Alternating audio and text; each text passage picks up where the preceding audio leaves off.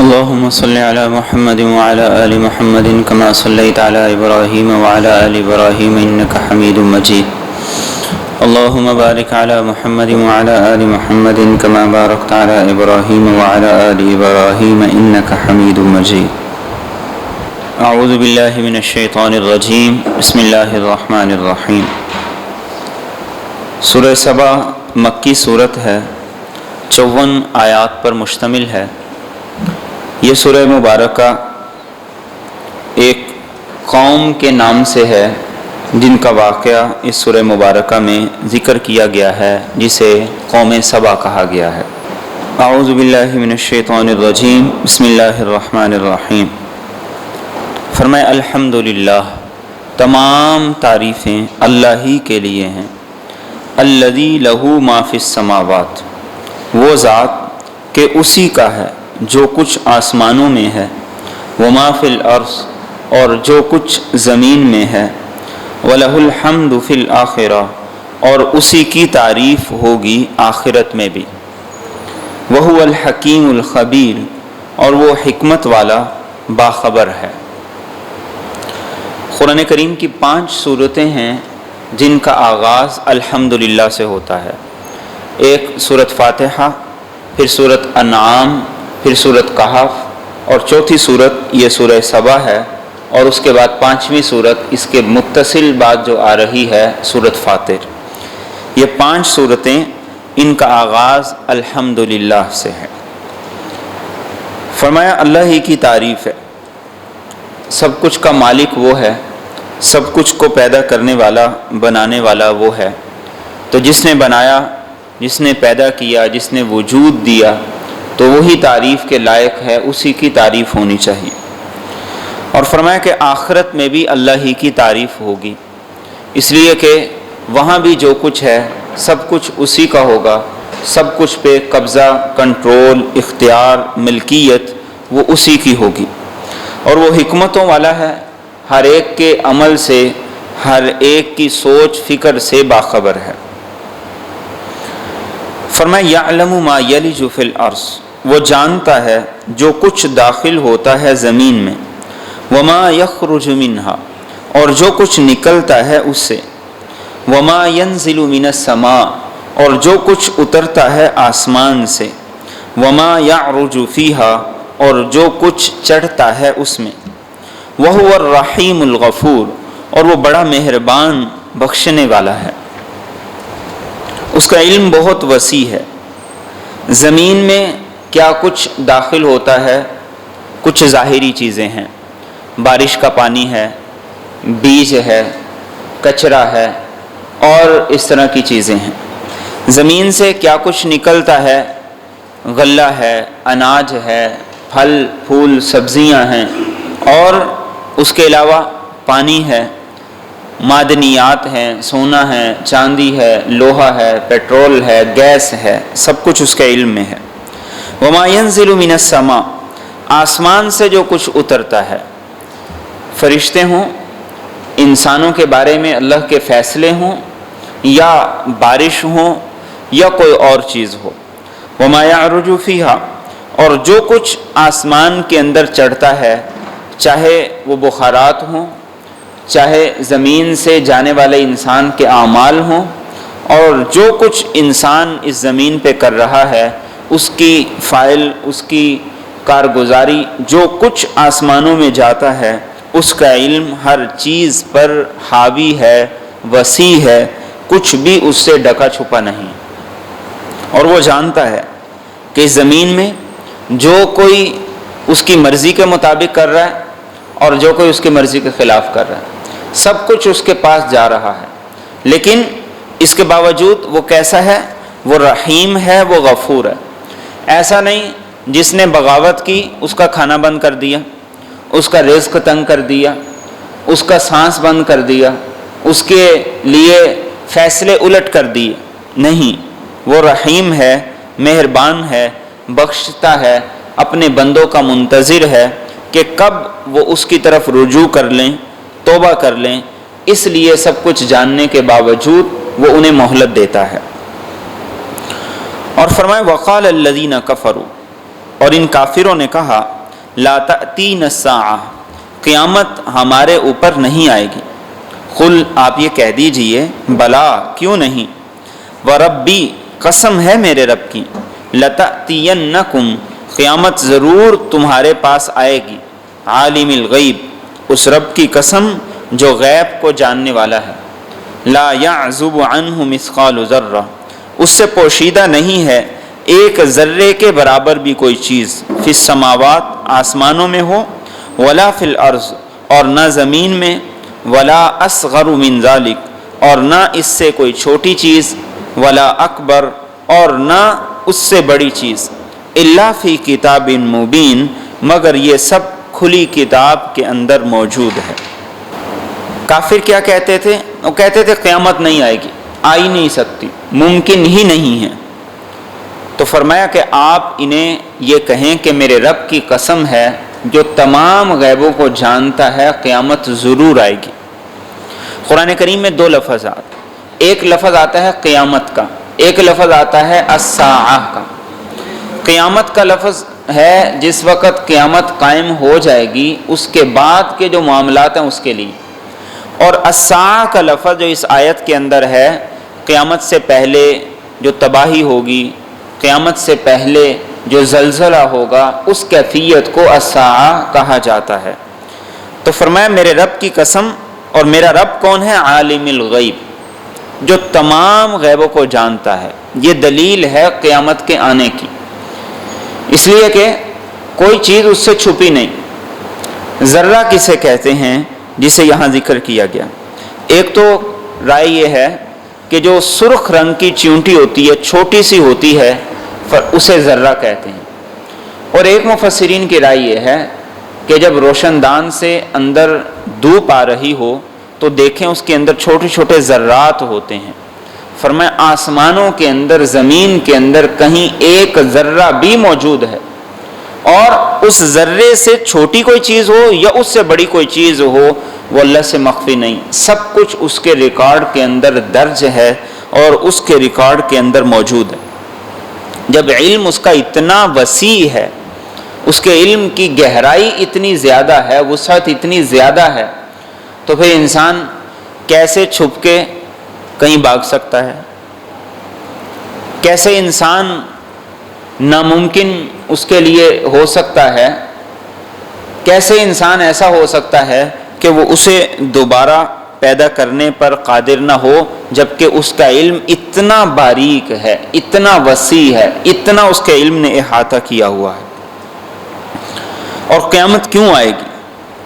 فرمایا لیجزی الذین آمنوا، تاکہ وہ بدلہ دیں ان لوگوں کو جو ایمان لائے، وعملوا الصالحات، اور انہوں نے نیک اعمال کیے، اولئک لہم مغفرہ، یہ لوگ ہیں ان کے لیے بخشش ہے، ورزق کریم، اور عزت کی روزی ہے، والذین سعوا فی آیاتنا، اور وہ لوگ جنہوں نے کوشش کی ہماری نشانیوں کے بارے میں، معاجزین، کہ انہیں وہ عاجز کر دیں، اولئک لہم عذاب، یہی لوگ ہیں ان کے لیے عذاب ہوگا، من رجز، سخت قسم کا، علیم، جو دردناک قسم کا ہوگا۔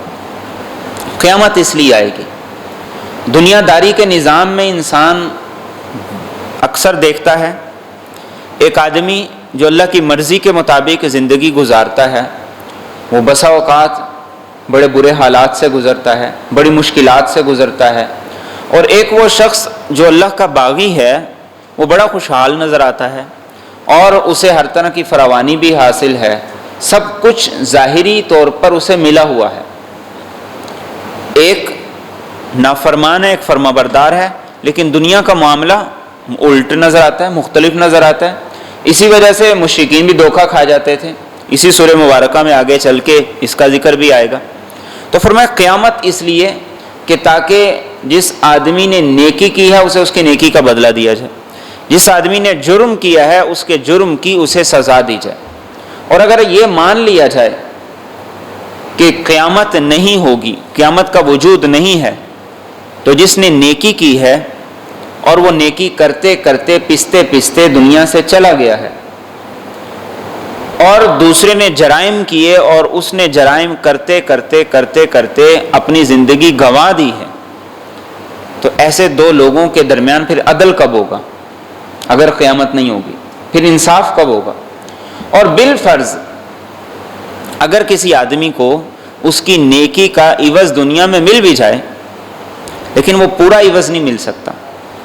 ایک آدمی لاکھوں لوگوں کے ساتھ نیکی کرتا ہے لیکن اس کو عوض کے اندر لاکھوں لوگوں کی طرف سے نیکی نہیں ملتی۔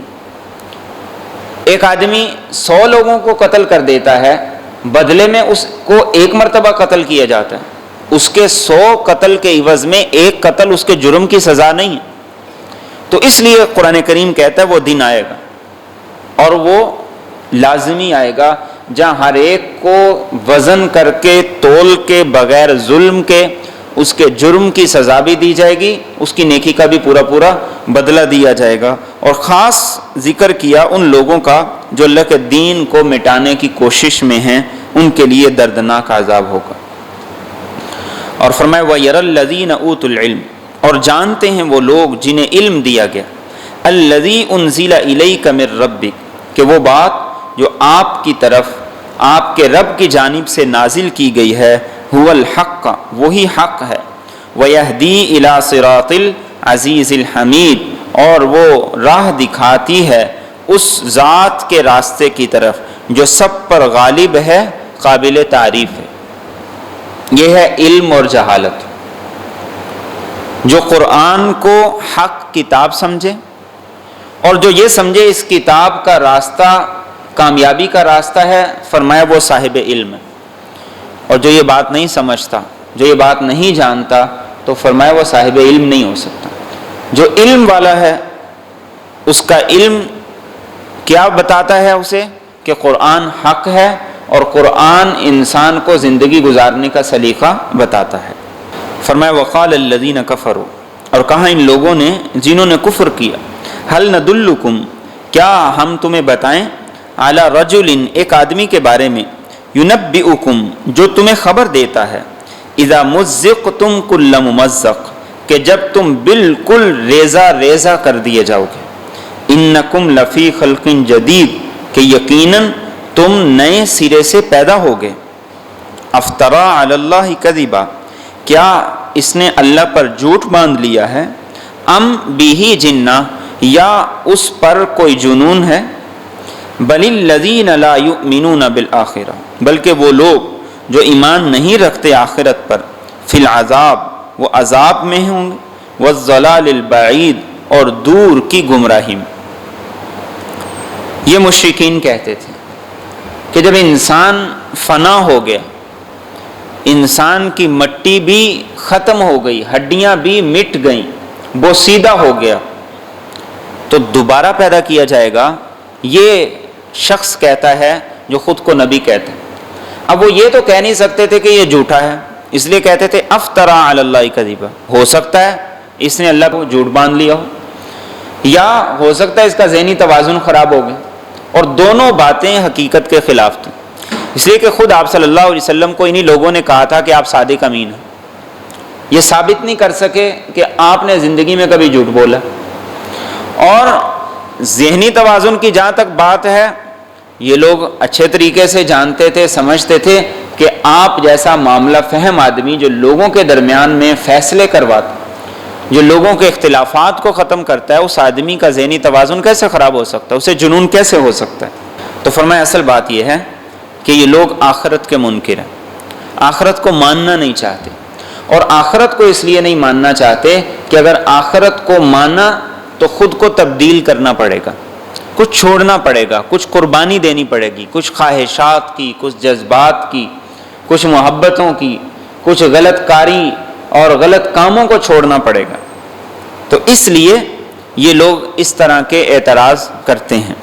اور آگے دوبارہ زندگی پر ایک دلیل بھی بیان کرتے ہیں۔ فرمایا افلم یرو، کیا انہوں نے دیکھا نہیں، الی ما بین ایدیہم، اس کی طرف جو کچھ ان کے آگے ہے، وما خلفہم، اور جو کچھ ان کے پیچھے ہے، من السماء والارض، یعنی آسمان اور زمین، ان نشاء، اگر ہم چاہیں، نخسف بہم الارض، انہیں زمین میں دنسا دیں، او نسقط علیہم، یا ہم گرا دیں ان پر کسفم من السماء آسمان کے ٹکڑے، ان فی ذالک لآیہ یقیناً اس میں البتہ نشانی ہے، لکل عبد منیب ہر اس بندے کے لیے جو رجوع کرنے والا ہے۔ انسان چاہے فنا ہو جائے، چاہے اس کا وجود ختم ہو جائے، فرمایا کہ آگے دیکھو پیچھے دیکھو، آسمان ہے یا زمین، اگر تم فنا ہو بھی جاؤ، تمہارا وجود ختم ہو بھی جائے، تمہارے جسم کے ذرات کچھ ہواؤں میں بکھر جائیں، کچھ دریاؤں کے اندر بہہ جائیں، کچھ صحراؤں کے اندر مکس ہو جائیں، لیکن اس آسمان زمین سے باہر تو نہیں نا۔ تم کہیں بھی چلے جاؤ، تمہیں پرندے نوچ لیں، تمہیں سمندر کی مچھلیاں کھا جائیں، کیا وہ اس آسمان اور زمین اور اللہ کی قدرت سے باہر ہے؟ فرمایا ہرگز نہیں۔ اور تم سوچتے ہو کہ قیامت آنا ممکن نہیں ہے، کسی وقت زمین میں زلزلہ آ جائے، یہ چھوٹی قیامت ہے، بڑا زلزلہ آئے گا، بڑی قیامت آ جائے گی۔ آسمان سے بجلی گر جائے، آسمان سے طوفان آ جائے تو تباہی ہے، تو ایک دن آسمان کو جب لپیٹ دیا جائے گا، سورج چاند ستارے بے نور ہو جائیں گے تو وہ بڑی قیامت آ جائے گی۔ ناممکن کیا ہے؟ پہلے سائنس اس چیز کو تسلیم نہیں کرتی تھی، اب تو سائنس بھی اس چیز کو تسلیم کرتی ہے کہ ایک وقت پر یہ قیامت آئے گی، ایک وقت پر یہ دنیا اور اس کا نظام ختم ہو جائے گا۔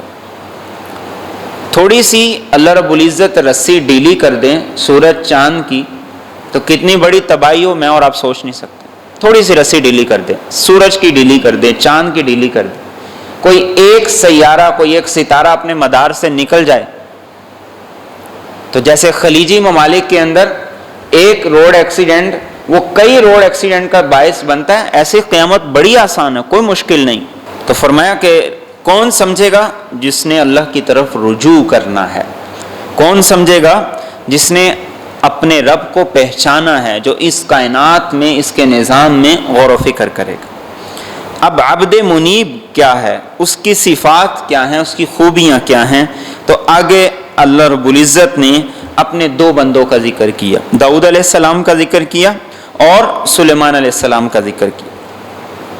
فرمایا وَلَقَدْ آتَيْنَا داود، اور البتہ تحقیق ہم نے دیا داود کو، منا اپنی طرف سے، فضلا برتری، یا جبال اے پہاڑوں، اویبی معہو اس کے ساتھ دوہراؤ، والطیر اور اے پرندوں تم بھی اس کے ساتھ تسبیح دوہراؤ، وَأَلَنَّا لَهُ الْحَدِيدَ اور ہم نے اس کے لیے لوہے کو نرم کر دیا، أَنِ اعْمَلْ سَابِغَاتٍ یہ کہ تو بنا کشادہ زیریں، وَقَدِّرْ فِي السَّرْدِ اور کڑیوں کو اندازے سے رکھ، وَاعْمَلُوا صَالِحًا اور تم نیک عمل کرو، اِنِّي بِمَا تَعْمَلُونَ بَصِيرٌ یقیناً میں اسے جو کچھ تم عمل کر رہے ہو خوب اچھی طرح دیکھ رہا ہوں۔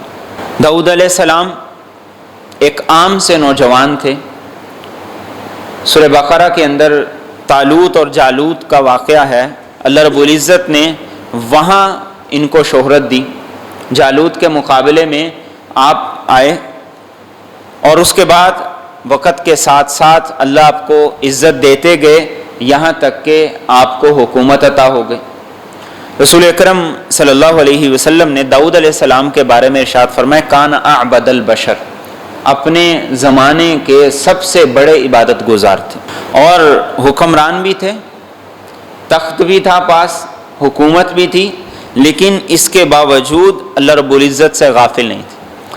آپ فرمایا کرتے تھے کہ مسلسل روزے نہ رکھو، جس نے رکھنا ہے وہ رکھے، جیسے داؤد علیہ السلام روزہ رکھتے تھے، ایک دن روزہ رکھتے تھے، ایک دن چھوڑ دیتے تھے، یہ داؤد علیہ السلام کا روزہ ہوا کرتا تھا۔ اور آپ کی عبادت کا انداز یہ ہوتا تھا، 1/3 رات آرام کرتے، 2/3 رات جاگ کر اللہ کی عبادت کرتے، کبھی رات کا 6واں حصہ آرام کرتے، باقی حصے جاگ کر اللہ کی عبادت کرتے۔ اور آپ نے گھر کا قانون یہ بنایا تھا کہ ہر وقت رات کے پہر میں کوئی نہ کوئی گھر میں سے جاگ کر اللہ کی عبادت کر رہا ہوتا تھا، یہ گھر کی روٹین بنائی تھی۔ صحابہ میں سے حضرت ابو ہریرہ رضی اللہ تعالیٰ عنہ کا ملتا ہے کہ انہوں نے اپنی بیوی کا اور اپنے غلاموں کی یہ روٹین بنائی تھی کہ 1/3 میں جاگوں گا، 1/3 بیوی جاگے گی، 1/3 ہمارے غلام اور ملازم جاگیں گے، وہ اللہ رب العزت کی عبادت کیا کرتے ہیں۔ ہم نے بھی یہ روٹین بنائی ہوئی ہے، لیکن کاروباری معاملات میں صبح باپ کی ڈیوٹی ہے، دوپہر کو بیٹے کی ہے، شام کو چھوٹے کی ہے۔ کاروباری معاملات میں ہم نے بھی بنائی ہے، لیکن انہوں نے بنائی تھی عبادات کے معاملے کے اندر۔ تو اگر کاروباری معاملات میں بن سکتی ہے تو عبادات میں بھی بن سکتی ہے۔ جس رب نے کاروبار کو عبادت قرار دیا ہے اس رب کا بھی تو حق ہے نا، وہ تو سارا حق اگر ہم کاروبار کو دے دیں اور اس رب کو بھول جائیں تو یہ اس کی ناشکری ہے، اس کی ناقدری ہے۔ اور ایک مرتبہ داؤد علیہ السلام نے اللہ رب العزت سے عرض کی کہ باری تعالیٰ میں تیرا شکر کیسے ادا کروں؟ میں جب یہ کہتا ہوں کہ تیرا شکر ہے، میں جس سانس پہ تیرا شکر ادا کرتا ہوں وہ بھی تو تیری عطا کرتا ہے۔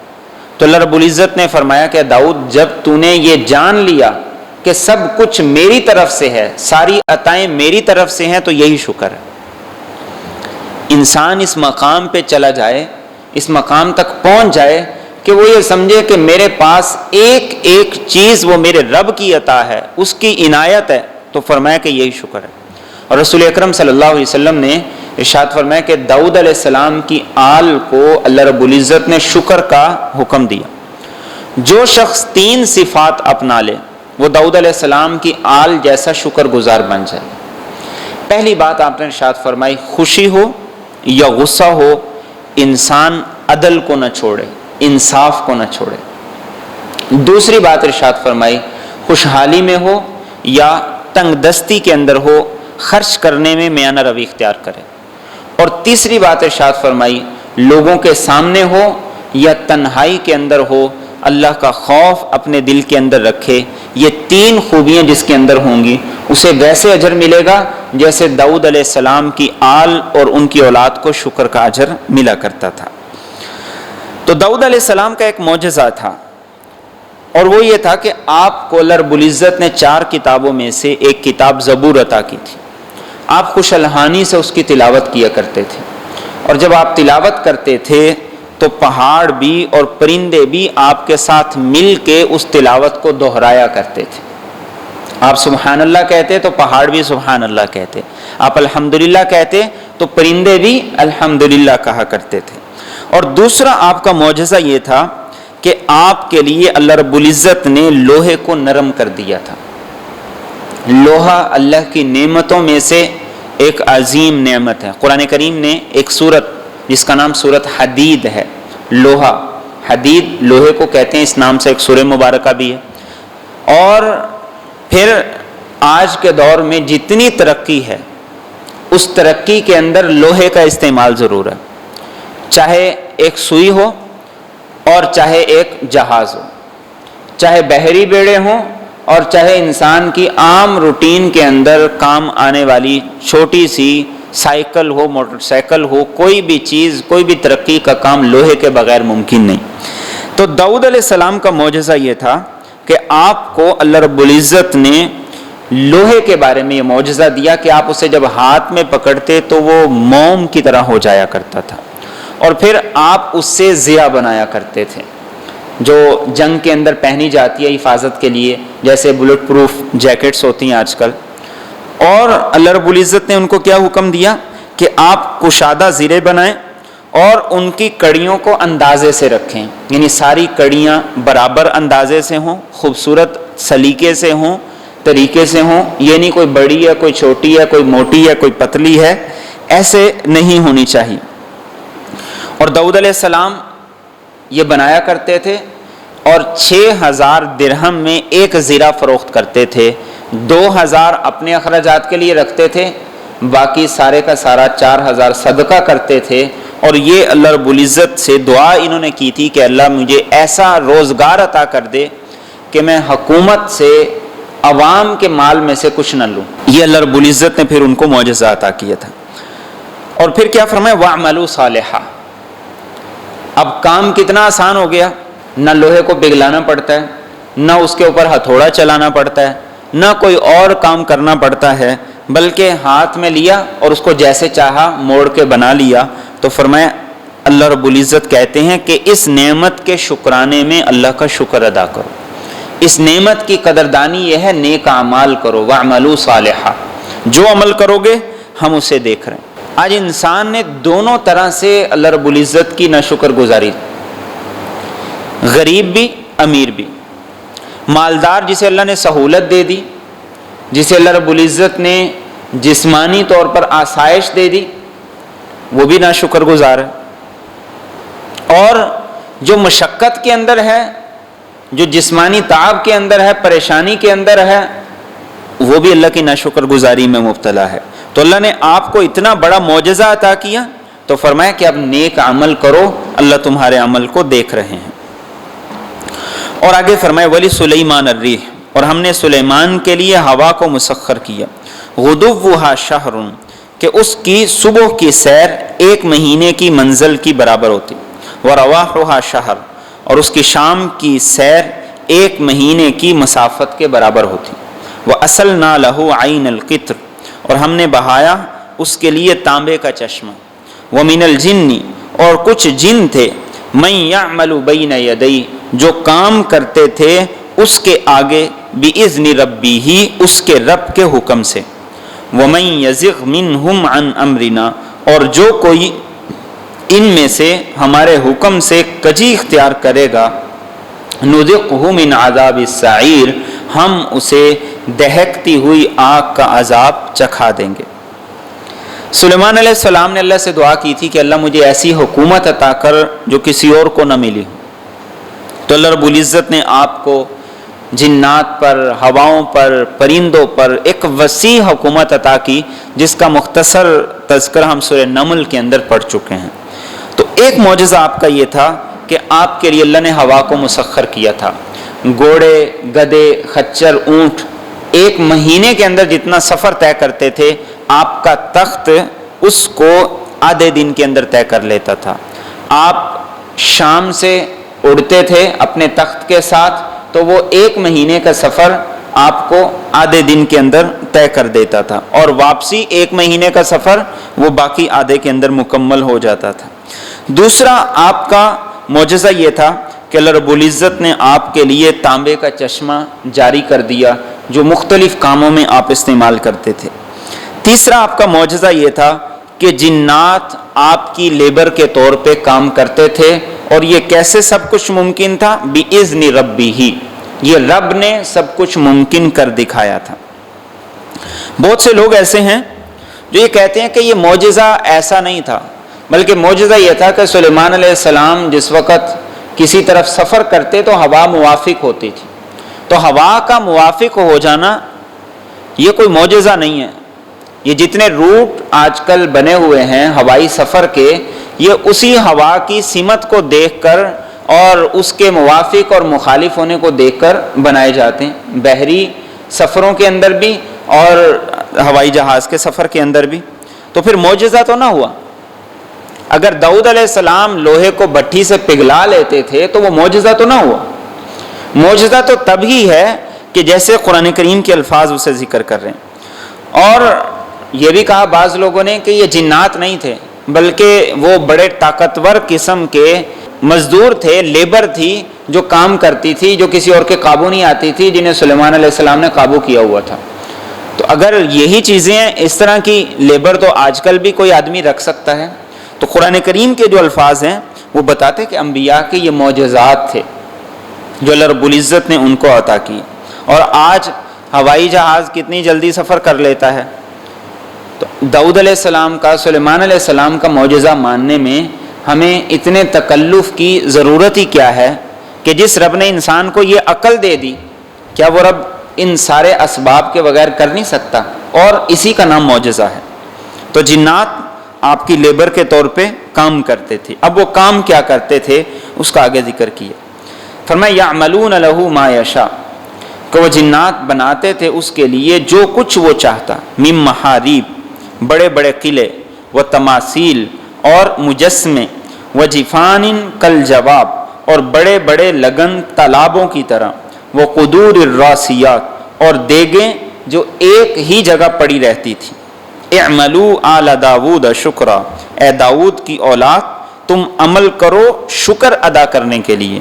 وَقَلِيلٌ مِّنْ عِبَادِيَ الشَّكُورُ، اور میرے بندوں میں سے بہت تھوڑے ہیں جو شکر گزار ہیں. جنات کیا کرتے تھے؟ بڑے بڑے محلات وہ بنایا کرتے تھے.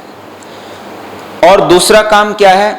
بڑے بڑے مجسمے بنایا کرتے تھے. تمثال کی جمع ہے تماثیل، اور تمثال عربی زبان کے اندر کہا جاتا ہے اللہ کی مخلوقات میں سے، چاہے وہ جاندار ہوں یا غیر جاندار ہوں، ان کی مشابہ صورت بنانا یہ تمثال تھا. تو بعض مفسرین نے تو یہ لکھا ہے کہ وہ غیر جاندار چیزوں کے مجسمے بنایا کرتے تھے، اور بعض مفسرین نے لکھا ہے کہ جاندار بھی اگر شامل ہوں تو وہ ان کی امت کے لیے حکم تھا. ہماری امت کے لیے حکم وہ رسول اکرم صلی اللہ علیہ وسلم نے احادیث طیبہ میں واضح کر دیا. اور آپ کا لشکر بہت وسیع تھا، آپ کا دسترخوان بڑا وسیع تھا، تو تالابوں جیسے بڑے بڑے برتن وہ جنات بنایا کرتے تھے جن میں کھانا کھایا کرتے تھے. اور دیگیں اتنی بڑی بڑی ہوتی تھی کہ وہ جس جگہ پڑی رہتی تھی وہیں پہ پڑی رہتی تھی، ان کو ہلانا اس جگہ سے ممکن نہیں ہوتا تھا، اس لیے کہ وہ بہت لمبی چوڑی ہوتی تھی اور ان کے اندر بہت زیادہ کھانا پکا کرتا تھا. تو یہ کام جنات کیا کرتے تھے. اب اللہ رب العزت نے انہیں یہ سارے کا سارا معجزہ عطا کیا، ان چیزوں کو ان کے لیے مسخر کیا، یہ سارے کام ان کے لیے آسان ہو گئے. تو جواب کیا فرمائے؟ اعملوا آل داود شکرا، شکرانے کے طور پر عمل کرو.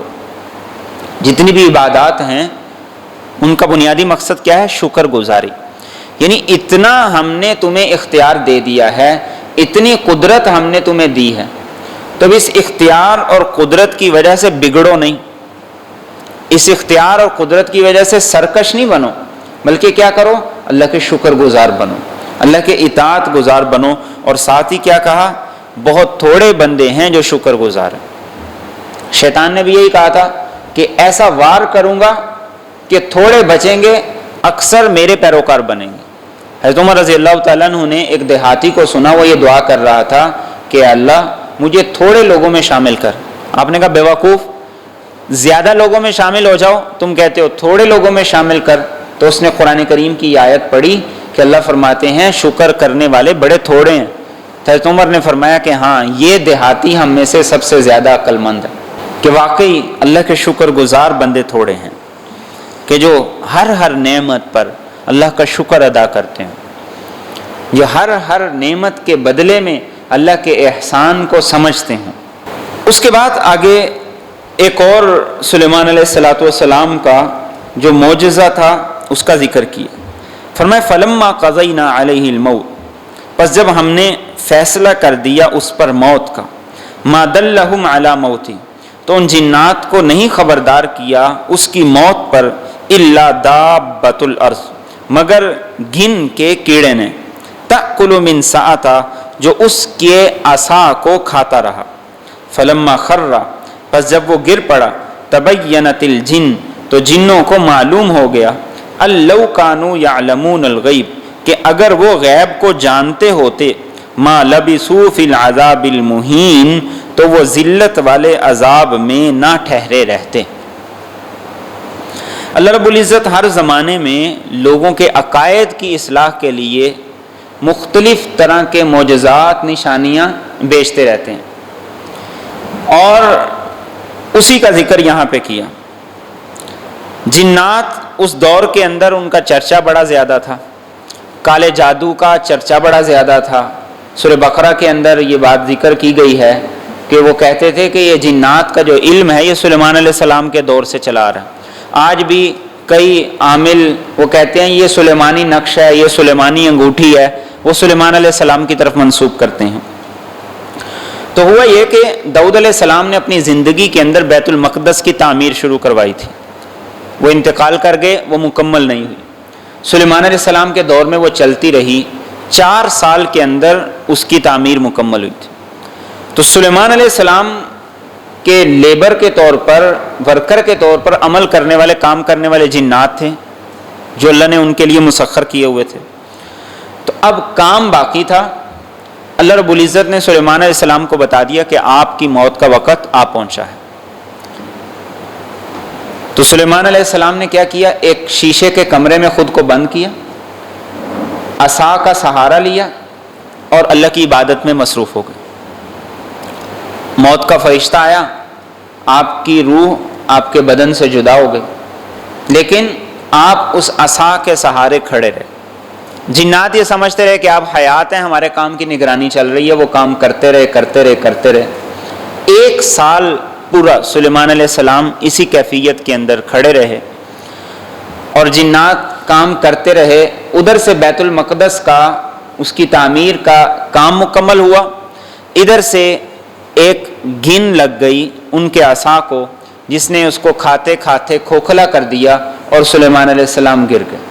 پھر انہیں پتہ چلا کہ یہ تو بہت پہلے اللہ کو پیارے ہو چکے تھے، اور پھر اللہ نے یہ واضح کر دیا کہ اگر اللہ کے علاوہ ان جنات کے پاس غیب کا علم ہوتا تو اس عذاب میں پھنسے نہ رہتے، اس عذاب میں مبتلا نہ رہتے۔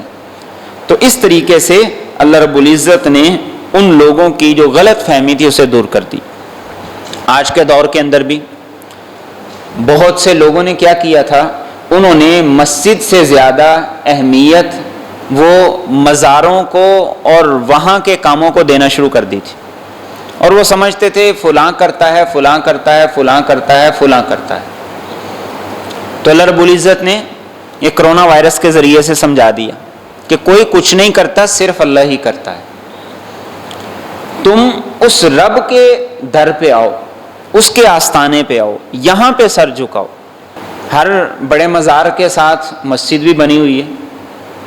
آپ لوگوں کا اگر اتفاق ہوتا ہے، میرا کئی دفعہ اتفاق ہوا ہے جانے کا، مسجد ویران ہوتی ہے اور مزار وہ آباد ہوتا ہے۔ کیوں؟ اللہ کے رسول صلی اللہ علیہ وسلم تو مساجد کو آباد کرنے کے لیے آئے تھے۔ آپ جائیں، دعا کریں وہاں پر جا کر، اور وہاں پر جا کر اور جو دین نے ہمیں ہدایات دی ہیں، رہنمائی دی ہیں، وہ ضرور کریں، لیکن ہم نے اپنے عمل کو ایسا بنا لینا کہ اللہ سے کٹ جائیں اور بالکل انہی کے ہو کے رہ جائیں کہ گویا کہ ان کے پاس کوئی خصوصی قسم کے اختیارات ہیں۔ تو یہ اللہ رب العزت نے کیا کیا؟ اس وائرس کے ذریعے سے ہمیں یہ بھی بتا دیا کہ کرنے والی ذات صرف اور صرف اللہ رب العزت کی ہے، اسی کا حکم چلتا ہے، اسی کا امر چلتا ہے۔ آگے اللہ رب العزت نے واقعہ ذکر کیا ہے قوم سبا کا۔ قرآن کریم میں ان کا واقعہ مختلف انداز سے ذکر کیا گیا ہے۔ یہ قوم تھی، اس کی لمبی چوڑی تاریخ تھی۔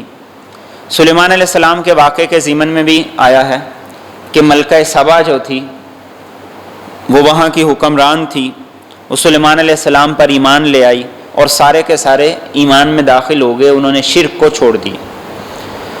اسی طریقے سے ایک اور ذکر قرآن کریم میں اس قوم کے حوالے سے جو ملتا ہے وہ یہ کہ جس بادشاہ نے خندقیں کھدوا کر ایمان لانے والوں کو اس کے اندر آگ کے اندر جلا دیا تھا، سورۃ بروج کے اندر جس کا ذکر آتا ہے، وہ بھی اسی علاقے سے، اسی قوم سے تعلق رکھتا تھا۔ آپ صلی اللہ علیہ وسلم کی بعثت سے پہلے ابرہہ جو لشکر لے کر بیت اللہ پہ چڑھائی کے لیے آیا تھا، وہ بھی یمنی سے آیا تھا، جو ان کا علاقہ تھا، جس کا ذکر سورہ فیل کے اندر ملتا ہے۔ تو اس قوم کے مختلف قسم کے تاریخ میں مرحلے تھے۔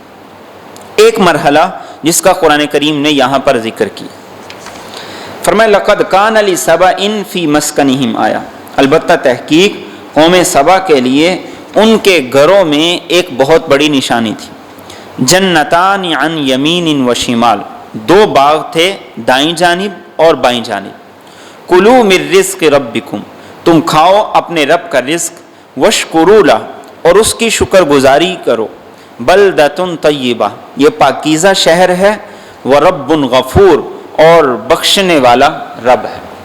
اس سے پہلے ذکر کیا داؤد علیہ السلام کا اور سلیمان علیہ السلام کا، جنہیں اللہ رب العزت نے بڑی حکومت دی، بڑے اختیارات دیے، بڑے معجزات دیے۔ کیسے تھے؟ شکر گزار تھے، نیک اعمال کرنے والے تھے۔ اور اس کے مقابلے میں اس قوم کا ذکر کیا کہ جن کے پاس بہت بڑی تجارت تھی، بحری بھی بری بھی، اور ان کے پاس سب کچھ تھا، لیکن اللہ رب العزت نے ان کی ناشکری کی وجہ سے انہیں نیست و نابود کر دیا، اور اس سے سبق دے دیا کہ تاریخ میں بھی ایسی مثالیں موجود ہیں کہ اللہ کا معاملہ فرما برداروں کے ساتھ اور ہوتا ہے، نافرمانوں کے ساتھ ہے۔ مکافات عمل کا قانون اللہ رب العزت کا اس دنیا کے اندر بھی چلتا ہے، اور اس کا زندگی میں کئی انداز سے مشاہدہ کرتے ہیں۔ جو اپنے باپ سے اچھا کرتا ہے اس کی اولاد اس کے ساتھ اچھا کرتی ہے، جو اپنے باپ سے برا کرتا ہے اس کی اولاد آگے برا کرتی ہے۔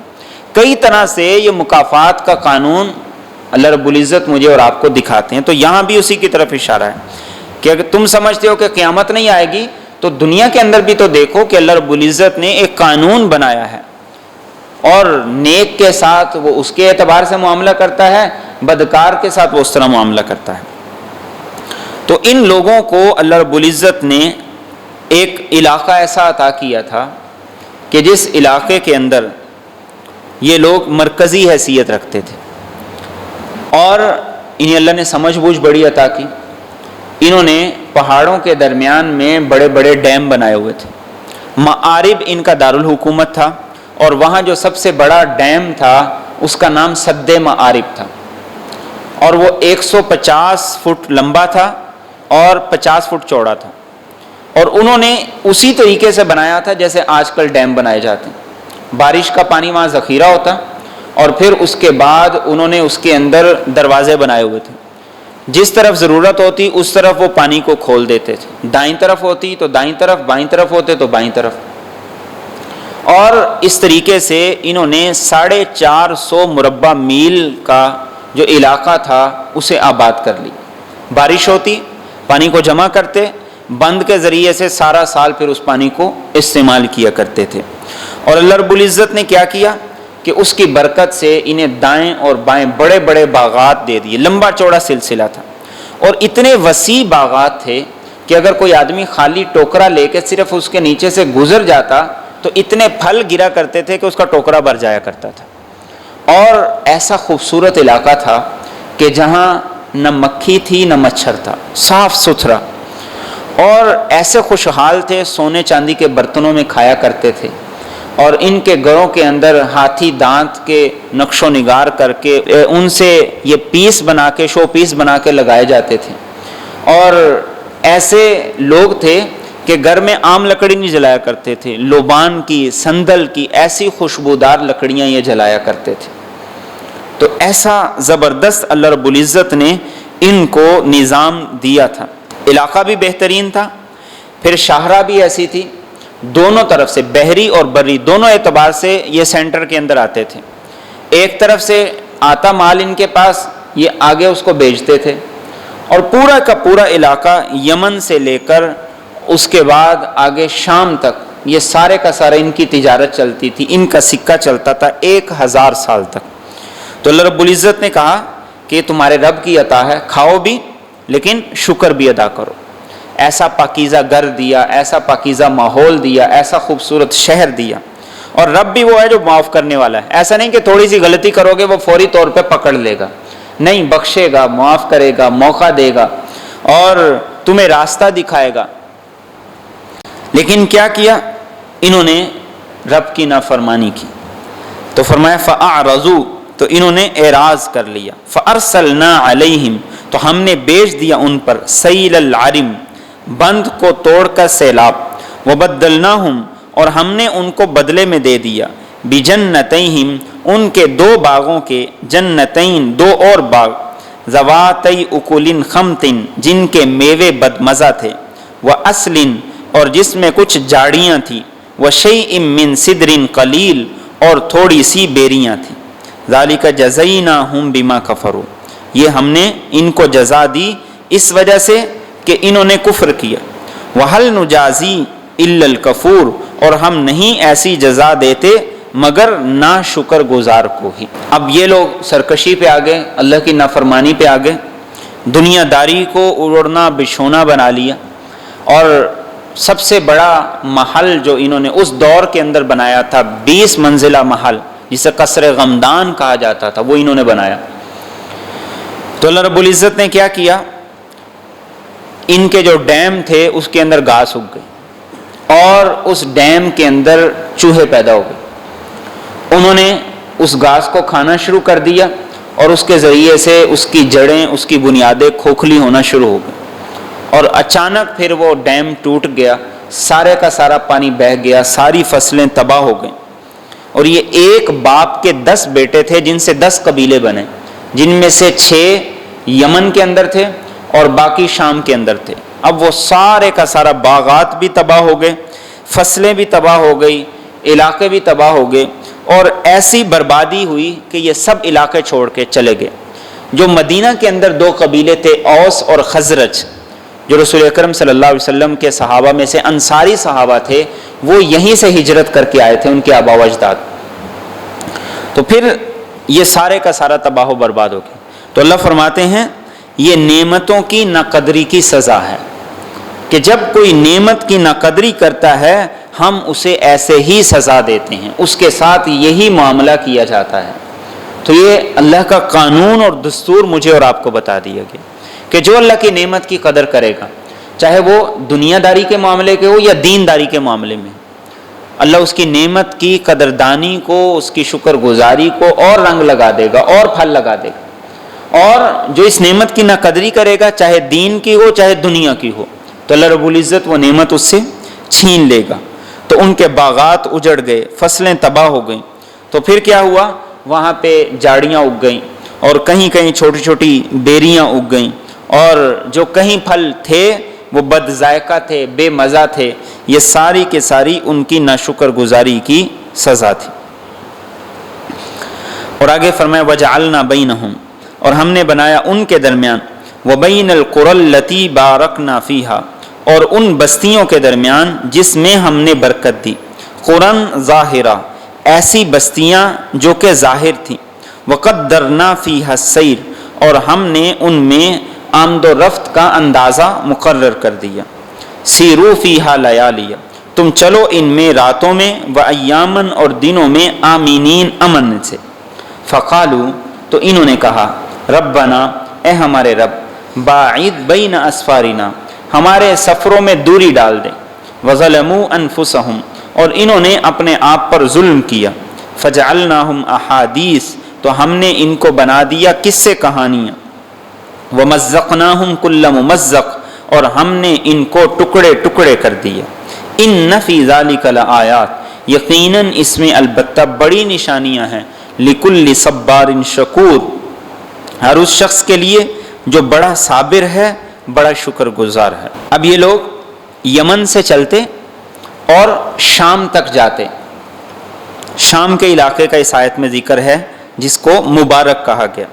40 دن کا یہ سفر ہوتا، اور سفر کیسا اللہ نے خوبصورت بنا دیا تھا۔ ایک تو شاہراہ بڑی وسیع تھی، اور دوسرا ہر تھوڑے علاقے کے بعد ایک نیا آباد علاقہ آ جاتا، جنگل نہیں ملتا، بیابان نہیں ملتا، صحرا نہیں ملتے تھے۔ تو یہ کہتے تھے کہ ہمیں سفر کا مزہ نہیں آتا، ہم سفر کریں، جنگل ہو، بیابان ہو، ہم خیمے لگائیں، شکار کریں، یہ تو مزہ ہی نہیں آتا کہ یہاں سے ہم جاتے ہیں اگلا علاقہ شروع ہو جاتا ہے۔ حالانکہ اس کے اندر بھی اللہ کی بڑی نعمتیں تھی، امن تھا، اپنی مرضی سے جہاں مرضی پروگرام بنا کے رہ سکتے تھے، ٹھہر سکتے تھے، کھانے پینے کی چیزیں مہیا تھی۔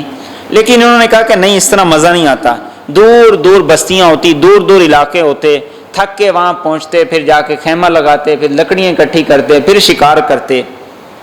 تو اللہ رب العزت نے کیا کیا؟ سب کچھ ان سے چھین لی، کہ جب زیادہ نعمتیں آ گئیں تو نعمتوں کے بجائے اس کے کہ یہ شکر گزار بنتے، یہ نہ شکر گزار ہو گئے، یہ نہ شکر گزار ہو گئے۔ اور پھر اللہ فرماتے ہیں کہ ہم نے ان کو قصے کہانیاں بنا دی، ان کا وہ علاقہ بھی برباد ہو گیا، اور یہ سارے کے سارے وہاں سے بکھر گئے۔ عربی میں کہاوت ہی بن گئی کہ یہ لوگ ایسے منتشر ہو گئے جیسے قوم سبا منتشر ہو گئی، کوئی کسی علاقے میں جا کے آباد ہو گیا، کوئی کسی علاقے میں جا کے آباد ہو گیا۔ اور فرمایا کہ اس میں نشانی کس کے لیے؟ جو صبر کرنے والا ہے، کہ جس کو اللہ نے عطا کر دی نعمتیں تو پھر وہ حد سے تجاوز نہ کرے، خود کو روک کے رکھے، خود پہ کنٹرول کرے، اور ساتھ پھر شکر گزار بھی ہو، اللہ کا شکر بھی ادا کرے، یہ جانے پہچانے کہ یہ نعمتیں اس کی عطا ہیں، یہ اس کی طرف سے مجھے ملی ہوئی ہیں۔ اور فرمایا وَلَقَدْ صَدَّقَ عَلَيْهِمْ إِبْلِيسُ ظَنَّ، اور تحقیق ان پر شیطان نے اپنا گمان سچ کر دکھایا. فَاتَّبَعُوا، سب کے سب اس کے پیچھے لگ گئے. إِلَّا فَرِيقًا مِّنَ الْمُؤْمِنِينَ، مگر ایمان والوں کا ایک گروہ بچا. وَمَا كَانَ لَهُ عَلَيْهِمْ مِّن سُلْطَانٍ، اور شیطان کا ان پر کوئی زور نہیں تھا. إِلَّا، مگر لِنَعْلَمَ، تاکہ ہم ظاہر کر دیں، مَن يُؤْمِنُ بِالْآخِرَةِ، کہ کون ہے جو آخرت پر ایمان لاتا ہے، ممن ہوا منہا فی شک، ان لوگوں میں سے جو اس معاملے میں شک میں ہیں. وَرَبُّكَ عَلَى كُلِّ شَيْءٍ حَفِيظٌ، اور تیرا رب ہر چیز پر نگہبان ہے. شیطان نے یہی دعویٰ کیا تھا کہ میں ایسا جال بچھاؤں گا، میں ایسی محنت کروں گا کہ سب میرے پیچھے آئیں گے، سب میرا لشکر ہوں گے سوائے چند لوگوں کے. تو اللہ نے فرمایا کہ انہوں نے بھی ایسا ہی کیا، اکثر نافرمان ہوئے، تھوڑے شکر گزار ہوئے. لیکن ساتھ ہی یہ بھی کہہ دیا کہ شیطان کا کوئی زور نہیں چلتا کسی پہ کہ وہ ہاتھ سے پکڑ کے کسی کو نافرمانی کرا دے، وہ زبردستی فورس کر کے گن پوائنٹ پہ کسی سے جرم کرا دے. شیطان کا زور نہیں چلتا. شیطان کا زور ہے صرف وسوسے کی حد تک، وہ خیال ڈال دیتا ہے، اس حد تک اس کا اختیار ہے. تو شیطان کا اختیار کوئی بڑا اختیار نہیں. قرآن کریم نے یہ کہا کہ جیسے ہی وسوسہ آئے اعوذ باللہ من الشیطان الرجیم پڑھو، اللہ کے ذکر کے اندر لگو، بجائے اس کے کہ تم اس وسوسے کو لے کر سوچنا شروع کر دو. اور فرمایا کہ شیطان کو ہم نے پیدا کیوں کیا، شیطان کو پیدا کیوں کیا. شیطان نہ ہوتا، نہ کوئی نافرمانی کرتا، نہ کوئی جہنم میں جاتا، سارے کے سارے جنت میں چلے جاتے. تو اللہ فرماتے ہیں کہ شیطان کو اس لیے پیدا کیا تاکہ اللہ رب العزت یہ ظاہر کر دیں کہ کون اللہ کا وفادار ہے اور کون اس سے بغاوت کرتا ہے.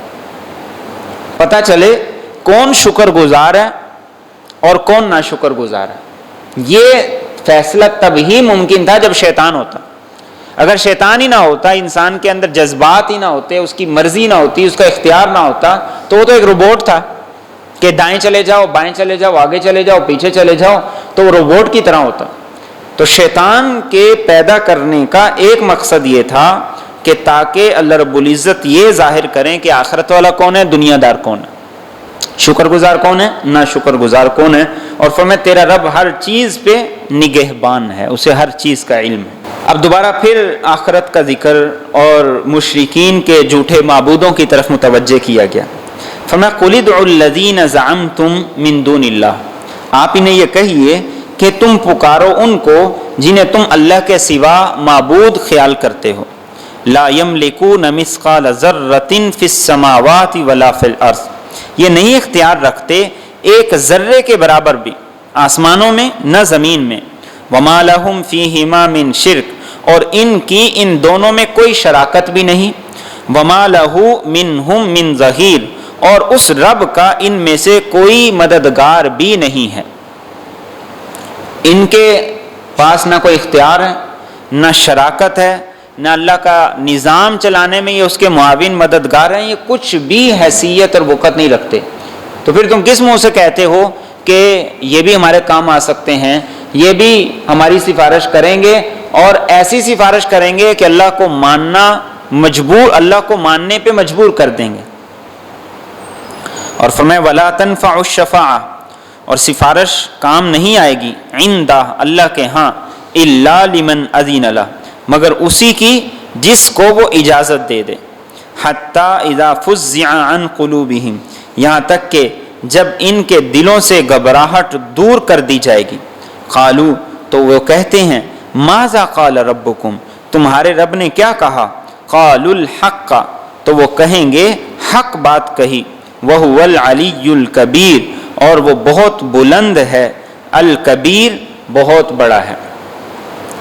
یہ کہتے تھے کہ ہمارے جو معبود ہیں انہوں نے زبردستی اللہ سے ہماری سفارش کروا دینی. تو اللہ فرماتے ہیں کہ نہیں، جس کو اللہ سفارش کا اختیار دیں گے صرف وہی سفارش کر سکے گا، جس کو اللہ اجازت دیں گے بس وہ سفارش کر سکے گا.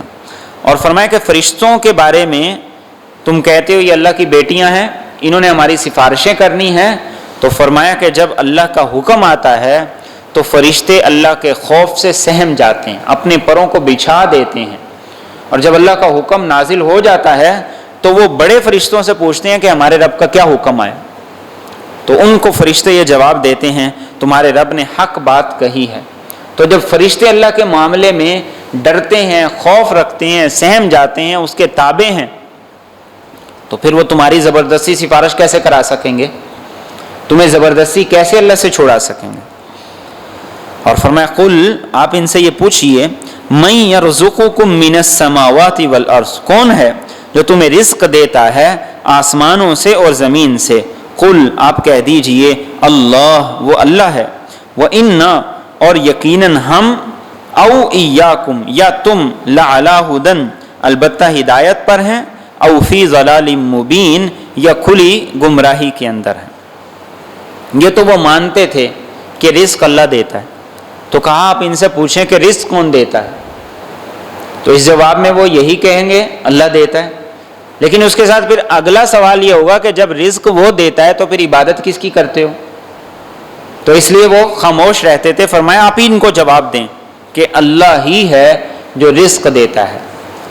تو جب جواب بھی دے دیا، اگلی بات بھی کلیئر ہو گئی، تو فرمایا کہ اب ہم میں سے ایک ہدایت پر ہے، ایک گمراہی پر ہے۔ یہ نہیں ہو سکتا دونوں صحیح ہوں، یہ بھی نہیں ہو سکتا دونوں غلط ہوں۔ یہ انداز حکمت کا انداز تھا۔ یہ نہیں کہا کہ تم غلط ہو اور میں صحیح ہوں، یہ بھی کہا جا سکتا تھا، اور یہ بات 100% سچ تھی، لیکن حکمت کا انداز اختیار کیا، ہم میں سے ایک آدمی غلط ہے، اور وہ کون غلط ہے؟ جو غور و فکر کر کے اس سوال کی روشنی میں یہ دیکھ لے کہ کس کا کیا عمل چل رہا ہے۔ دین کی دعوت ہے حکمت کے ساتھ۔ اگر کسی موقع پر کسی کو غلط کہنے سے وہ طیش میں آ جاتا ہے اور اس کو بات سمجھانا مقصود ہے، طیش دلانا مقصد نہیں ہے، تو حکمت کا انداز اختیار کیا جائے، بجائے اس کے کہ اسی بات پہ زور دیا جائے کہ ہاں تم غلط ہو، اور وہ اپنی نخوت میں اور اپنی انا کو بچانے کے لیے وہ کہے نہیں میں ہی ٹھیک ہوں۔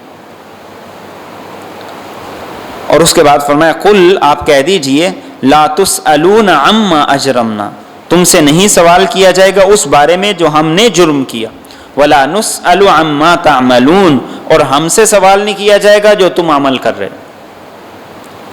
اگر ہم مجرم ہیں تو ہم سے سوال ہوگا، اور تم سے تمہارے اعمال کا سوال نہیں کیا جائے گا۔ یہاں بھی انداز آپ دیکھیں کہ اپنی بات ذکر کرتے ہوئے اجرمنا کا لفظ، جرم کا لفظ، اور ان کی بات ذکر کرتے ہوئے جرم کا لفظ نہیں استعمال کیا، بلکہ فرمایا جو تم عمل کرتے ہو اس کا ہم سے سوال نہیں ہوگا۔ حکمت کا انداز گفتگو کے اندر یہ بڑا ضروری ہے۔ بہت سے لوگ ایسے ہوتے ہیں کہ جو ہمیشہ لڑائی کی بات کرتے ہیں، جھگڑے کی بات کرتے ہیں، اور بعد میں کہتے ہیں کہ اصل بات یہ ہے کہ سچی بات کڑوی لگتی۔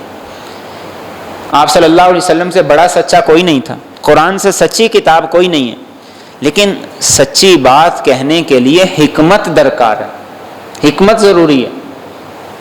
حکمت کے بغیر سچی بات اختلاف پیدا کرے گی، انتشار پیدا کرے گی، جھگڑا پیدا کرے گی۔ اس لیے حکمت بھی سیکھنے کی چیز ہے، بات کس موقع پہ کیسے کرنی ہے، کس انداز سے کرنی ہے، یہ حکمت اللہ سے مانگا کرے۔ اور اس کے بعد فرمایا قل یجمع بیننا ربنا، آپ یہ کہہ دیجئے ہمارے درمیان ہمارا رب ہمیں جمع کرے گا، ثم یفتح بیننا بالحق، پھر وہ ہمارے درمیان حق کے مطابق فیصلہ کرے گا، وہو الفتاح العلیم، اور وہ خوب فیصلہ کرنے والا، سب کچھ جاننے والا ہے۔ قیامت آئے گی، اللہ فیصلہ فرمائیں گے، پتہ چل جائے گا کون حق پر ہے کون باطل پر ہے۔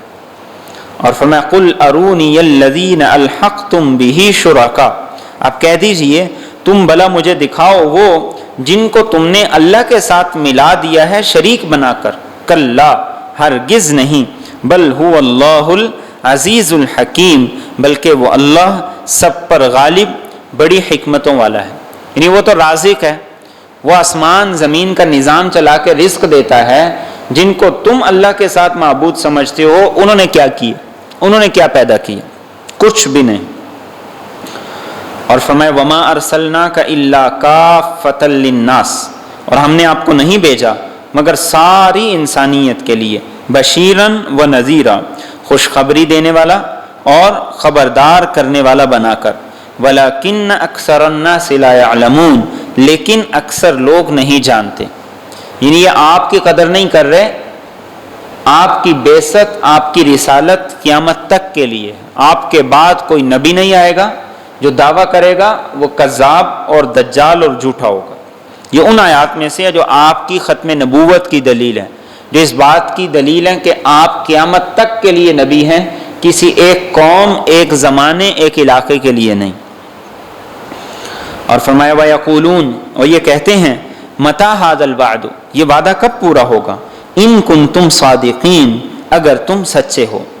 قل، آپ فرما دیجئے، لکم میعاد، تمہارے لیے ایک وعدہ ہے، یومن، ایک دن کا، لا تستأخرون عنہ ساعہ، نہ تم اس سے ایک گھڑی پیچھے رہو گے، ولا تستقدمون، نہ تم اس سے آگے بڑھو گے۔ یہ کہتے تھے ہم کتنے عرصے سے مطالبہ کر رہے ہیں کہ قیامت آ جائے آ جائے، ہمارے باپ دادا مطالبہ کرتے کرتے مر گئے، قبروں میں چلے گئے، قیامت تو آئی نہیں۔ تو جواب یہ فرمایا کہ قیامت تمہاری منشا مرضی کے مطابق نہیں آئے گی۔ اللہ رب العزت ایسے جلد باز نہیں ہے کہ تم مانگو اور قیامت آ جائے، بلکہ اس کا وقت اللہ نے مقرر کیا ہے، اور جب وہ آ جائے گی پھر نہ ایک پل آگے ہوگا نہ ایک پل پیچھے ہوگا، اور اس دوران تمہارے لیے مہلت ہے۔ اللہ رب العزت تمہارے لیے اسباب پیدا کر رہے ہیں اور تمہارے لیے اسباق بھی دے رہے ہیں کہ تم ان سے سبق حاصل کرو۔ اور فرمایا وقال الذین کفروا، اور کہنے لگے وہ لوگ جنہوں نے کفر کیا، لن نؤمن بہذا القرآن، ہم ہرگز نہیں ایمان لائیں گے اس قرآن پر، ولا بالذی بین یدیہ، اور نہ ان کتابوں پر جو اس سے پہلے ہیں، ولو تری، اور کاش کہ تو دیکھتا، اذ الظالمون، جس وقت ظالم، موقوفون عند ربہم، ان کے رب کے پاس کھڑے کر دیے جائیں گے، یرجع بعضهم الی بعض القول، ان میں سے بعض کی طرف باتوں کو رد کریں گے، یقول الذین استضعفوا، کہیں گے وہ لوگ جو کمزور سمجھے جاتے تھے، للذین استکبروا، ان لوگوں سے جن کو وہ بڑا کہتے تھے، لولا انتم لکننا مؤمنین، اگر تم نہ ہوتے تو ہم مومن ہی ہوتے۔ یعنی یہ کہتے ہیں کہ ہم نہ قرآن کو مانتے ہیں نہ کسی اور آسمانی کتاب کو مانتے ہیں۔ کیوں نہیں مانتے ہیں؟ اس لیے کہ مرضی، خواہش، یہ ساری کی ساری چیزیں چھوڑنی پڑیں گی اگر قرآن کو مان لیں۔ لیکن فرمایا کہ کاش کہ وہ منظر تو اپنے نگاہوں کے سامنے رکھ، کل قیامت کے دن سب مجرم اللہ کے سامنے ہوں گے، اس کی بارگاہ میں ہوں گے اور جھگڑ رہے ہوں گے۔ وہ کہے گا تو مجرم ہے، وہ کہے گا تو مجرم ہے، وہ کہے گا تمہاری وجہ سے یہ ہوا، وہ کہے گا تمہاری وجہ سے ہوا۔ تو پہلی بات یہ ذکر کی کہ جو لوگ ان کے ماتحت تھے، وہ اشرافیہ سے، اپنے لیڈروں سے، اپنے بڑوں سے، وہ کیا کہیں گے کہ تمہاری وجہ سے ہم پھنسے، اگر تم نہ ہوتے تو ہم مومن ہی ہوتے، تمہاری وجہ سے ہم بھی اس جہنم کے عذاب کے اندر پھنس گئے۔ قال الذین استکبروا، تو جواب دیں گے وہ جو تکبر کرتے تھے، للذین استضعفوا، ان لوگوں کو جنہیں کمزور سمجھا گیا، انحن صددناکم عن الہدی، کیا ہم نے تمہیں ہدایت سے روکا تھا، بعد اذ جاءکم، بعد اس کے کہ وہ تمہارے پاس آ چکی، بل کنتم مجرمین، بلکہ تم خود ہی گناہ گار تھے۔ وہ کہیں گے کہ ہم نے تمہیں کب روکا تھا، ہماری فوج تو تم تھے، بلکہ تمہاری وجہ سے ہماری سرداری چلتی تھی، ہمارے نعرے تم لگاتے تھے، ہمارے آگے پیچھے دمالیں تم ڈالتے تھے، اور ہمارے ڈیرے تم نے آباد کیے ہوئے تھے، ہمیں بڈیرا تم مانتے تھے، ہم بڑے تھے تم چھوٹے تھے، تم نے ہمیں یہ سارے کا سارا بنایا ہوا تھا۔ اور دوسری بات یہ کہ حق تو تمہیں پتہ چل گیا تھا، صحیح کیا ہے غلط کیا ہے، تم خود اسے چھوڑ کے ہمارے پاس آتے تھے، اس لیے کہ جو کچھ تم چاہتے تھے وہ تمہیں وہاں نہیں ملتا تھا، ہمارے پاس ملتا تھا۔ مرضی اس دین کو عمل کرنے پر تمہیں نہیں پوری ہوتی تھی جو ہمارے پاس آ کے پوری ہوتی تھی، تو ہم ذمہ دار نہیں ہیں، تم خود ذمہ دار ہو، تمہارے اپنے اندر کی جذبات اور خواہشات کو تسکین وہ ہمارے پیچھے لگ کے ہمارے ساتھ چل کے ہوا کرتی تھی، اس لیے ہمیں نہ کچھ کہو، تم خود مجرم ہو، خود ذمہ دار ہو۔ وقال الذین استضعفوا، اور جواب دیں گے وہ لوگ جنہیں کمزور سمجھا گیا تھا، للذین استکبروا، ان لوگوں کو جو تکبر کرتے تھے، بل مکر اللیل والنہار، بلکہ دن رات تم سازشیں کرتے تھے، اذ تأمروننا ان نکفر باللہ، جب تم ہمیں حکم دیتے تھے کہ ہم اللہ کا انکار کر دیں، ونجعل لہ اندادا، اور ہم اس کے شریک بنا لیں، واسر الندامہ، اور یہ چھپائیں گے ندامت کو، لما رأوا العذاب، جب یہ عذاب کو دیکھ لیں گے، وجعلنا الاغلال، اور ہم نے ڈال دیے توق، فی اعناق الذین کفروا، ان لوگوں کی گردنوں میں جنہوں نے کفر کیا، هل یجزون، انہیں نہیں جزا دی جائے گی، الا ما کانوا یعملون، مگر اسی کی جو یہ عمل کیا کرتے تھے۔ اب وہ آگے سے جواب دیں گے، وہ کہیں گے کہ ٹھیک ہے ہم بھی غلط تھے، لیکن دن رات تم بھی پورا پروگرام چلا کے رکھتے تھے، تم بھی اپنے نعرے بنا کے رکھتے تھے، اپنا منشور ہمیں سنایا کرتے تھے، ہمیں کہتے تھے ہم یہ کر دیں گے، ہم وہ کر دیں گے، اور تم بھی دن رات یہ سب کچھ کیا کرتے تھے، اس لیے ہم تمہارے پیچھے لگ گئے۔ لیکن یہ سب کچھ کرنے سے نہ ان کے عذاب میں کمی ہوگی نہ ان کی جان چھوٹے گی۔ آج ہم اگر اپنی بے دینی کا، اپنے غلط کاموں کا، اپنے جرائم کا کسی کو ذمہ دار ٹھہرا کے اپنی آنکھیں بند کر لیتے ہیں تو دنیا میں تو ہو سکتا ہے یہ ممکن ہو، لیکن کل قیامت کے دن یہ کہہ کے جان نہیں چھوٹے گی کہ معاشرہ ہی ایسا تھا، لوگ ہی ایسے تھے، حالات ہی ایسے تھے، وقت ہی ایسا تھا، فلاں نے یہ کر دیا، فلاں نے یہ کر دیا، سارا مولویوں نے یہ کر دیا، فلاں نے یہ کر دیا۔ کل قیامت کے دن یہ کہہ کے جان نہیں چھوٹے گی، مولوی اپنے پکڑے جائیں گے، آپ اپنی جگہ پکڑے جائیں گے۔ تو اس لیے دین کے معاملے میں اپنے عقل شعور کو بیدار کریں، اور فرمایا اس وقت جب عذاب سامنے ہوگا تو پھر وہ کوشش کریں گے کہ آج ہم اپنی شرمندگی اظہار نہ کریں، ظاہر نہ کریں، لیکن وہ چھپی نہیں رہے گی، ان کے چہروں سے پتہ چل جائے گا۔ اللہ ان کو ذلت کی سزا دیں گے اور ان کے گردنوں میں توق ڈال دیں گے، اور جزا کس کی؟ عمل کی، جو کیا وہی کاٹا، جو بویا آج وہی کاٹ رہے ہیں۔ اور فرمایا وما ارسلنا فی قریۃ من نذیر، اور ہم نے نہیں بھیجا کسی بستی میں کوئی ڈرانے والا، الا قال مترفوها، مگر اس کے خوشحال لوگوں نے کہا انا بما ارسلتم به کافرون، یقیناً ہم اس کا جس کے ساتھ تمہیں بھیجا گیا ہے انکار کرتے ہیں۔ وقالو، اور انہوں نے کہا نحن اکثر اموالا و اولادا، ہمارے پاس مال بھی زیادہ اور اولاد بھی زیادہ، وما نحن بمعذبین، اور ہمیں عذاب نہیں دیا جائے گا۔ یہ بتایا گیا کہ ہر نبی کے جو مخالفین تھے، دین کی کاوشوں کے جو مخالفین تھے، یہ ہمیشہ خوشحال لوگ تھے، کھاتے پیتے لوگ تھے، کہ وہ دین کی مخالفت کرتے تھے، دین کی مخالفت کے لیے اٹھتے تھے۔ اکثریت ایسے لوگوں کی ہوتی تھی، اور وہ مخالفت کیوں کرتے تھے؟ مخالفت اس لیے کرتے تھے کہ اگر دین غالب آ گیا تو ان کے مفادات پہ زد پڑے گی، اگر دین کے مطابق قانون بن گیا تو سب سے پہلے ان کے ہاتھ کاٹے جائیں گے، سب سے پہلے انہیں سزائیں ملے گی، سب سے پہلے کٹہرے میں یہ لوگ کھڑے ہوں گے۔ ان کے مفادات پہ زد پڑتی تھی، اس لیے اپنے مفادات کا تحفظ کرنے کے لیے یہ دین کی، انبیاء کی، دین کے لیے ہونے والی کوششوں کی مخالفت کرتے تھے، اور کہتے تھے ہم مانتے ہی نہیں ہیں، اور پھر اپنے مال اور اپنی اولاد کو حوالے کے طور پہ پیش کرتے تھے کہ اگر یہ سب کچھ غلط ہوتا، ہم غلط ہوتے، ہم اللہ کی نگاہ میں برے ہوتے تو اللہ ہمیں پیسہ کیوں دیتا، اللہ ہمیں اولاد کیوں دیتا؟ تو اگر دنیا میں ہمارے ساتھ یہ معاملہ ہے تو آگے بھی ٹھیک ہی ہوگا، آگے بھی ہمیں کچھ نہیں ہوگا۔ تو قرآن کریم نے یہاں پہ اس کا ایک مختصر سا جواب دیا، فرمایا قل ان ربی یبسط الرزق لمن یشاء ویقدر، آپ یہ فرما دیجئے یقیناً میرا رب رزق کشادہ کرتا ہے جس کے لیے چاہتا ہے اور تنگ کرتا ہے، وَلَكِنَّ أَكْثَرَ النَّاسِ لَا يَعْلَمُونَ، لیکن اکثر لوگ نہیں جانتے۔ یہ اللہ کی مشیت ہے۔ وہ قارون جیسے کو اندھا دھند دولت دے دیتا ہے، اور موسیٰ علیہ السلام جیسے اولو العزم پیغمبر وہ انتھک محنت اور کوشش کرنے کے بعد اپنے مقصود کو پاتے ہیں۔ فرمائے اس سے یہ نہیں فیصلہ ہوتا کہ اللہ ناراض ہے یا راضی ہے۔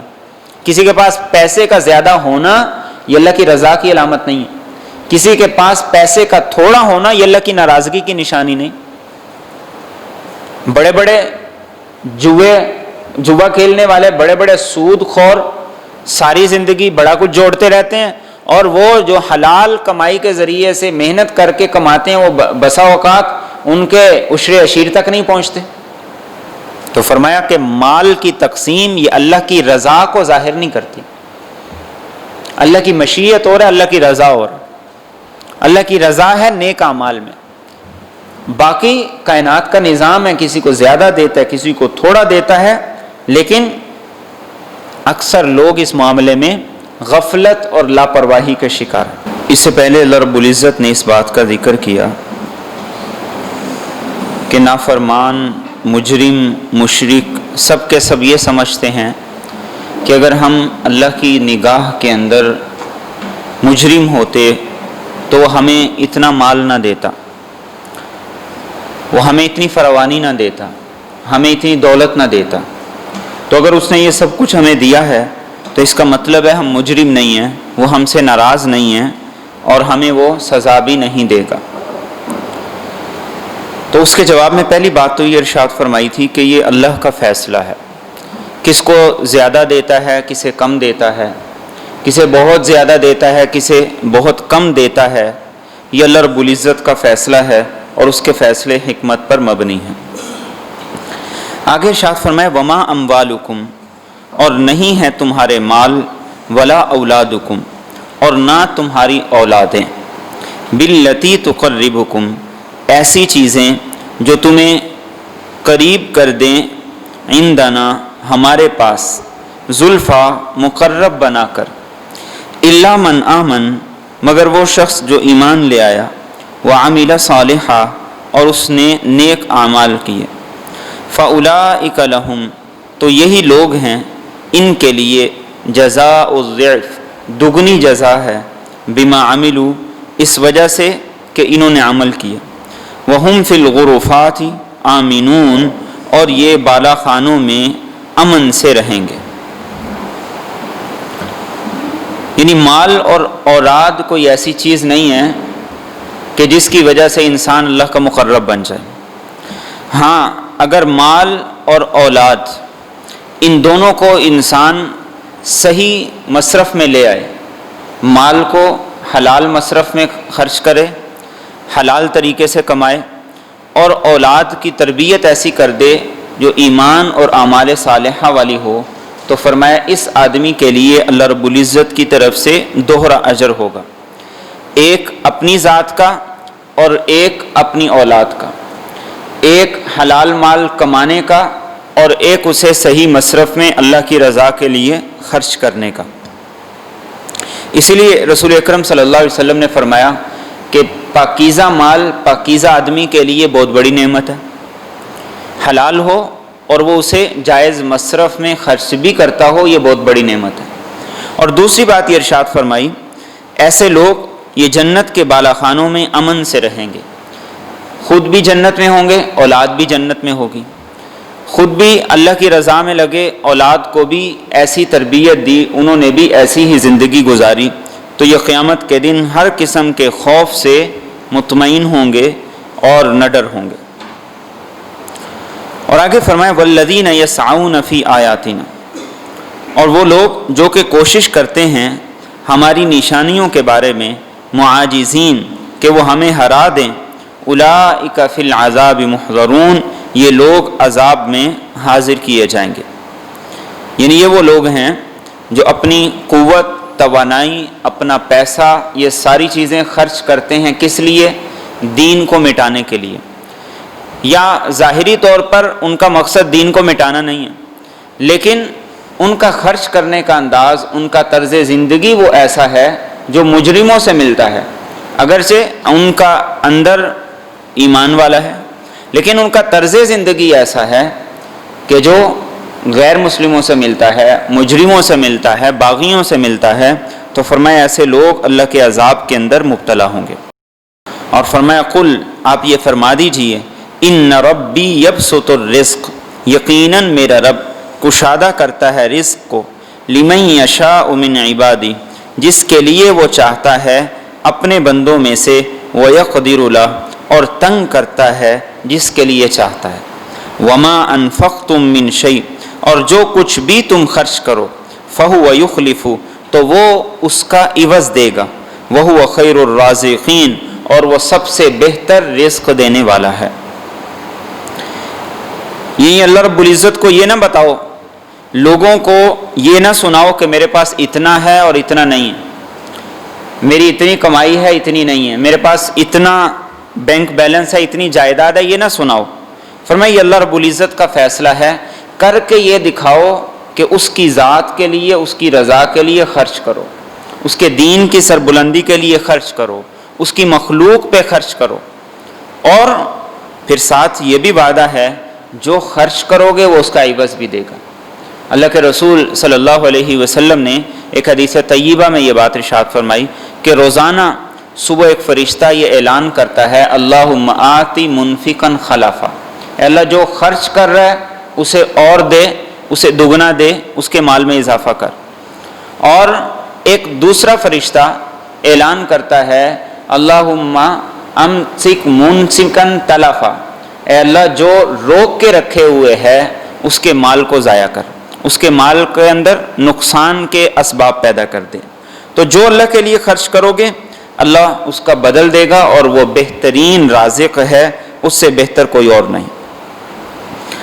اور فرمایا وَيَوْمَ يَحْشُرُهُمْ جَمِيعًا، اور جس دن اللہ ان سب کو اکٹھا کرے گا، ثُمَّ يَقُولُ لِلْمَلَائِكَةِ، پھر وہ کہے گا فرشتوں سے، أَهَٰؤُلَاءِ إِيَّاكُمْ كَانُوا يَعْبُدُونَ، کیا یہ سب کے سب تمہاری ہی عبادت کرتے تھے؟ قالوا، تو فرشتے جواب دیں گے، سبحانک، تو پاک ہے، انت ولینا، تو ہی ہمارا کارساز ہے، من دونہم، نہ کہ یہ، بل کانوا یعبدون الجن، بلکہ یہ تو جنات کی عبادت کیا کرتے تھے، اکثرہم بہم مؤمنون، ان میں سے اکثر انہی پر ایمان رکھتے تھے۔ اس سورہ مبارکہ میں ایک خاص موضوع جو پہلے بھی گزرا کہ مشرکین کہتے تھے فرشتے اللہ کی بیٹیاں ہیں، اللہ کے ہاں ان کا اتنا اعلیٰ مقام ہے کہ یہ زبردستی ہماری سفارش کروائیں گے، یہ زبردستی اللہ سے بات منوا لیں گے۔ تو فرمایا قیامت کے دن جب فرشتے بھی اور یہ بھی اللہ کے سامنے پیش ہوں گے تو اللہ رب العزت فرشتوں سے پوچھیں گے کہ بتاؤ یہ تمہاری عبادت کرتے تھے؟ اور اس سوال کا مقصد یہ ہے کہ یہ بتاؤ کہ تم نے انہیں کہا تھا کہ ہماری عبادت کرو، یا تم راضی تھے اس بات پر کہ یہ تمہاری عبادت کریں؟ تو فرشتے جواب دیں گے کہ بالکل ایسا نہیں، اے اللہ ہم تیری مخلوق ہیں، تو ہر قسم کے شرک سے پاک ہے، ہر شریک سے پاک ہے، تو ہمارا کارساز ہے۔ اصل بات یہ ہے کہ یہ شیاطین کی عبادت کرتے تھے اور یہ شیاطین پر ایمان رکھتے تھے۔ اب یہ غور کرنے کی بات ہے، عبادت تو یہ کرتے تھے فرشتوں کی، ان کی مورتیاں بنا کے، عبادت تو یہ کرتے تھے ان نیک لوگوں کی مورتیوں کی جو انہوں نے بنائی ہوئی تھی، عبادت تو یہ کرتے تھے ان بتوں کی جو انہوں نے اپنے ہاتھوں سے تراشے ہوئے تھے۔ لیکن فرشتے کیا کہیں گے کہ یہ تو شیاطین کی عبادت کرتے تھے اور شیاطین پر ایمان رکھتے تھے۔ یہ دراصل اس بات کی طرف اشارہ ہے کہ عبادت کا معنی صرف سجدہ کرنا نہیں ہے، عبادت کا معنی صرف سجدہ کرنا نہیں ہے۔ جو آدمی شیطان کی بات مان لے، اس کے طریقے پر چلے، اس کے راستے پر چلے، یہ گویا ایسے ہی ہے جیسے شیطان کی عبادت کرتا ہے، چاہے وہ شیطان کو گالیاں دے، یہ ایسے ہی ہے جیسے شیطان پر ایمان لایا ہوا ہے، چاہے وہ شیطان کو برا بھلا کہے۔ اسی لیے سورہ یاسین کے اندر ہم پڑھتے ہیں، الم اعہد الیکم یا بنی آدم اللہ تعبدوا الشیطان، اے بنی آدم کیا میں نے تمہیں تاکید نہیں کی تھی کہ شیطان کی عبادت نہ کرنا؟ تو شیطان کی عبادت کیا ہے؟ شیطان کے راستے پر چلنا۔ شیطان کی عبادت کیا ہے؟ اس راستے کو چھوڑ دینا جس راستے کی طرف اللہ رب العزت مجھے اور آپ کو رہنمائی کرتے ہیں اور مجھے اور آپ کو چلنے کا حکم دیتے ہیں۔ تو فرشتے کہیں گے یہ تو شیطانوں کی بات مانتے تھے، شیطانوں نے ان کے ذہن میں یہ ڈالا، انہوں نے ہماری مورتیاں بنا دی، ہماری عبادت کرنا شروع کر دی، اور یہ شیطانوں پر ایمان رکھتے تھے۔ تو آگے فرمایا فَالْيَوْمَ پس آج کے دن لا یملک بعضکم لبعض نفع نہیں اختیار رکھے گا تم میں سے کوئی کسی دوسرے کے لیے نفع کا ولا ضرہ اور نہ ہی نقصان کا۔ وَنَقُولُ لِلَّذِينَ ظَلَمُوا اور ہم کہیں گے ان لوگوں سے جنہوں نے ظلم کیا ذوقوا عذاب النار تم چکھو اس آگ کا عذاب التی کنتم بہا تکذبون وہ جسے تم جھٹلایا کرتے تھے۔ دنیا میں کہتے تھے کہ فلاں ہماری بازو پکڑ لے گا، فلاں ہمیں چھڑا لے گا، اللہ رب العزت فرمائیں گے آج کوئی کسی کے نہ نفع کا اختیار رکھتا ہے نہ نقصان کا، اور جس جہنم کو تم جھٹلایا کرتے تھے آج اس کے عذاب کا مزہ چکھو۔ اور فرمایا وَإِذَا تُتْلَى عَلَيْهِمْ آيَاتُنَا اور جب تلاوت کی جاتی ہیں ان کے سامنے ہماری آیات بینات جو بڑی کھلی ہیں قالوا تو یہ کہتے ہیں ما ھذا الا رجل یہ نہیں ہے مگر ایک ایسا آدمی یرید ان یصدکم یہ چاہتا ہے کہ تمہیں روک دے عما کان یعبد آباؤکم اس سے جن کی تمہارے آباء و اجداد عبادت کرتے تھے۔ وقالو اور انہوں نے کہا ما ھذا نہیں ہے یہ قرآن الا افکم مفترا مگر ایسا جھوٹ جو اپنی طرف سے بنا لیا گیا۔ وقال الذین کفروا اور کہا ان لوگوں نے جنہوں نے کفر کیا للحق کی حق کے بارے میں لما جاءہم جب وہ ان کے پاس آیا ان ھذا الا سحر مبین یہ نہیں ہے مگر کھلم کھلا جادو ہی۔ یعنی ان لوگوں نے دین کو قرآن کو رسول اکرم صلی اللہ علیہ وسلم کو جھٹلانے کے لیے کوئی دلیل نہیں پیش کی، بلکہ یہی کہا کہ ہمارے آباء و اجداد یہ کرتے تھے، ان کا طریقہ کار یہ تھا، ان کا طرز زندگی یہ تھا، انہوں نے یہ کیا اور یہ کیا اور یہ کیا، لہذا اس کا مقصد یہ ہے کہ ہم اس سب کے سب کو مٹا کے ختم کر دیں اور اس کے طریقے پہ چل دیں۔ قرآن کو انہوں نے کہا کہ یہ اپنی طرف سے بنائی ہوئی کتاب ہے، اپنی طرف سے گڑی ہوئی بات ہے اور یہ جادو ہے۔ جادو کیوں کہتے تھے؟ جادو اس لیے کہتے تھے کہ قرآن کریم کو جو سنتا تھا وہ اس کی حقانیت کو مانے بغیر رہ نہیں سکتا تھا، اس لیے کہ اس میں ایسے دلائل تھے، ایسی باتیں تھیں جو کوئی مفاد پرست آدمی نہیں کہہ سکتا۔ بھلا مفاد پرست آدمی کیسے کہے گا کہ تم سچ کو اپناؤ جھوٹ کو چھوڑ دو؟ وہ کیسے کہے گا کہ تم حیا دار بنو، عفت پاک دامنی کی طرف آؤ، بے حیائی کو چھوڑ دو؟ وہ کیسے کہے گا کہ سود کو چھوڑ دو، حلال کمائی کی طرف آؤ؟ تو اس لیے وہ کہتے تھے یہ جادو ہے۔ جیسے جادو اثر کرتا ہے، قرآن کریم کو سننے والا وہ اس سے متاثر ہوئے بغیر نہیں رہتا، اس لیے یہ جادو ہے۔ تو اللہ رب العزت نے اس کے جواب میں ایک بات ارشاد فرمائی وما آتیناہم من کتب اور ہم نے نہیں دی ان کو ایسی کتابیں یدرسونہا جسے یہ پڑھتے ہیں، وما ارسلنا الیہم اور ہم نے نہیں بھیجا ان کی طرف قبل کا آپ سے پہلے من نذیر کوئی خبردار کرنے والا۔ یعنی یہ جتنی باتیں جتنے الزامات اپنی طرف سے بنا رہے ہیں یہ انہوں نے کسی کتاب میں نہیں پڑھی، کوئی ایسی مصدقہ کتاب ان کے پاس نہیں جس سے یہ پڑھ کے کہتے ہیں کہ یہ صحیح ہے یہ غلط ہے، اور آپ سے پہلے ان کے پاس کوئی نبی بھی نہیں آیا۔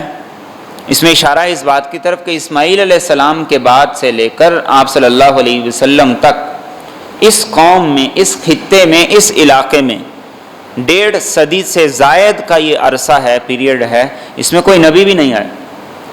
تو گویا جو یہ کہہ رہے ہیں یہ اپنے اندازے ہیں، اور یہ جو کچھ کہہ رہے ہیں یہ صرف اور صرف اپنے مفادات کے تحفظ کے لیے کہہ رہے ہیں۔ اور فرمایا وَكَذَّبَ الَّذِينَ مِن قَبْلِهِمْ اور جھٹلایا ان لوگوں نے بھی جو ان سے پہلے تھے۔ وما بلغوا، اور یہ نہیں پہنچے معشار ما آتیناہم، اس کے 10ویں حصے کو بھی جو ہم نے ان کو دیا۔ فکذبوا رسلی، پس انہوں نے میرے رسولوں کو جھٹلا دیا۔ فکیف کان نکیر، تو پھر میرا عذاب کیسا ہو۔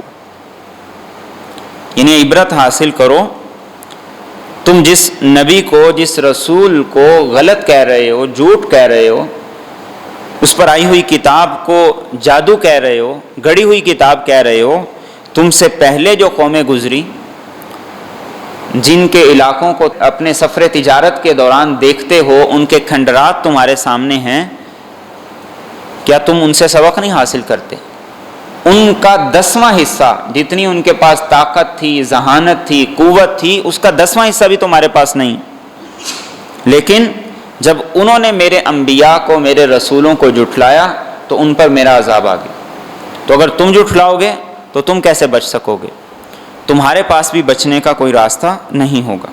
اور فرمایا قل، آپ یہ کہہ دیجئے، انما اعظکم بواحدہ، میں تو تمہیں صرف اور صرف ایک چیز کی نصیحت کرتا ہوں، ان تقوموا للہ، کہ تم کھڑے ہو جاؤ اللہ کے لیے، مثنا، دو دو، وفرادا، اور ایک ایک کر کے، ثم تتفکروا، پھر تم غور و فکر کرو، ما بصاحبکم من جنہ، تمہارے ساتھی کو کوئی جنون نہیں ہے، ان ہوا الا نذیر، یہ نہیں ہے مگر ایک خبردار کرنے والا، لکم، تمہیں، بین یدی عذاب شدید، سخت عذاب کے آنے سے پہلے۔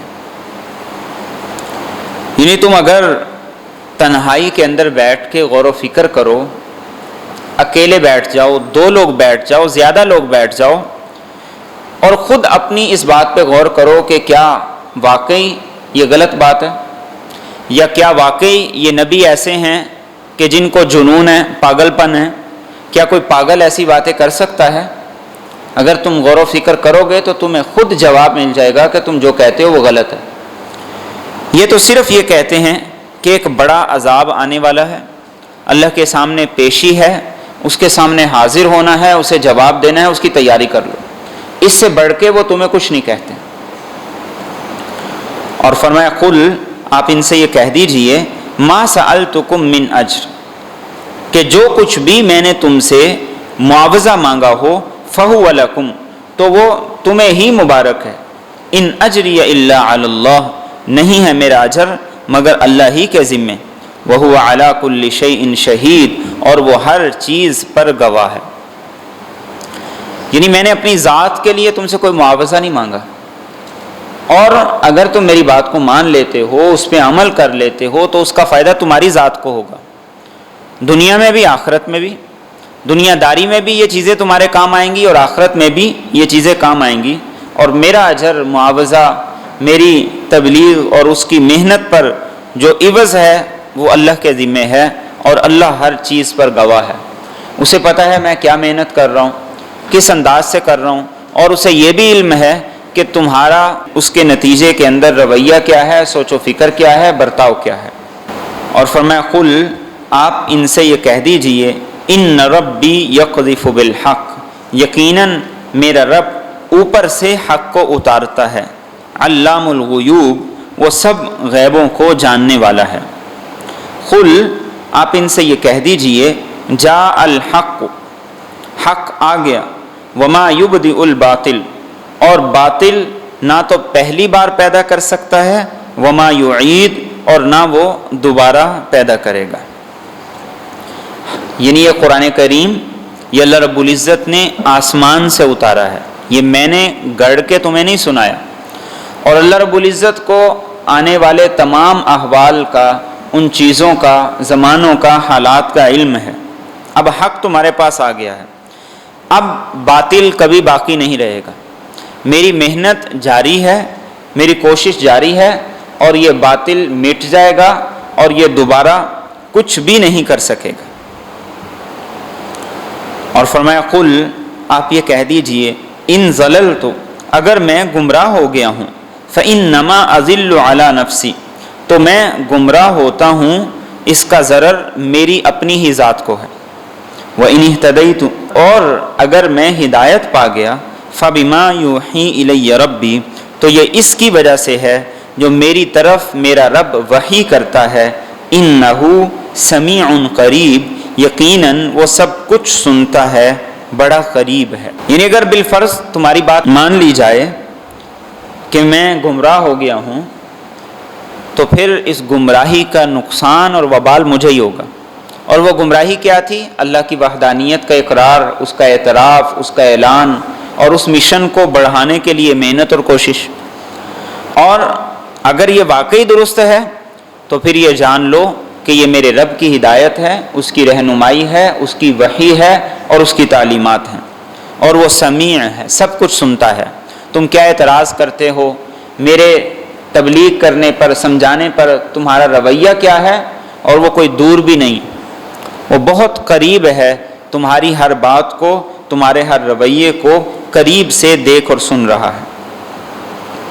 اور فرمایا وَلَوْ تَرَى اور کاش کہ تو دیکھتا، اذ فزعوا جب یہ گھبرا جائیں گے، فلا فوت تو یہ بھاگ نہیں سکیں گے، وَأُخِذُوا مِن مَّكَانٍ قریب اور یہ قریب ہی کی جگہ سے پکڑ لیے جائیں گے، وقالوا اور یہ کہیں گے آمنا بہ ہم اس پر ایمان لے آئے، وَأَنَّىٰ لَهُمُ التَّنَابُشُ اور کہاں ہوگا ان کے لیے لے لینا، من مکان بعید دور کی جگہ سے۔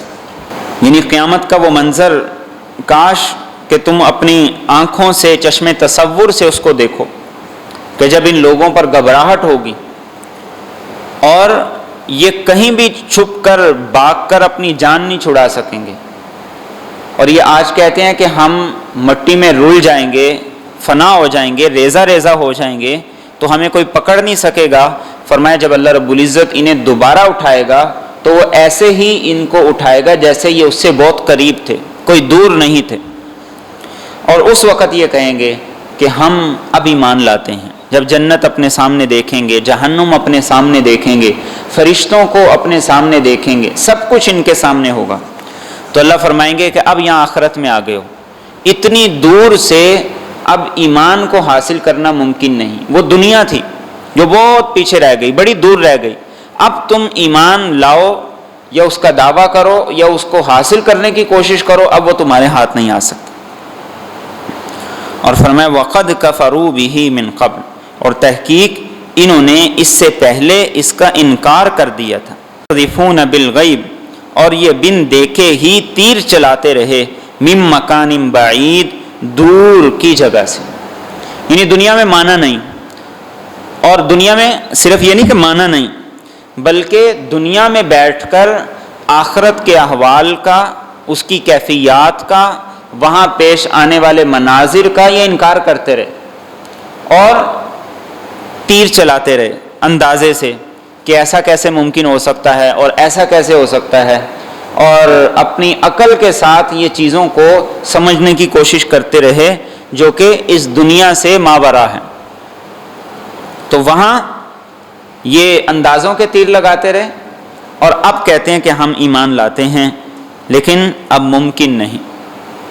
اور فرمایا وَحِيلَ بَيْنَهُمْ وَبَيْنَ مَا يَشْتَهُونَ اور پردہ حائل کر دیا جائے گا ان کے درمیان اور اس کے درمیان جس کو یہ چاہتے ہیں، کما فعل باشیاعہم من قبل جیسا کہ کیا گیا تھا ان کے پیشواؤں کے ساتھ اس سے پہلے، انہم کانوا فی شک مریب یقیناً یہ ایک ایسے شک میں تھے جو الجھا دینے والا تھا، یعنی آج ایمان نہیں لا سکیں گے، اور ان کے ساتھ معاملہ وہی ہوگا جو ان سے پہلوں کے ساتھ ہو، جنہوں نے کہا کہ ہم نہیں مانتے، لیکن جب آنکھ بند ہوئی تو انہوں نے سارے کے سارے مناظر کو دیکھ لیا، ان کے ساتھ وہ گزر گئی، تو وہ کہنے لگے اب ہم مانتے ہیں، اب ہم ایمان لاتے ہیں، تو فرمایا کہ یہ ایمان نہیں لا سکیں گے۔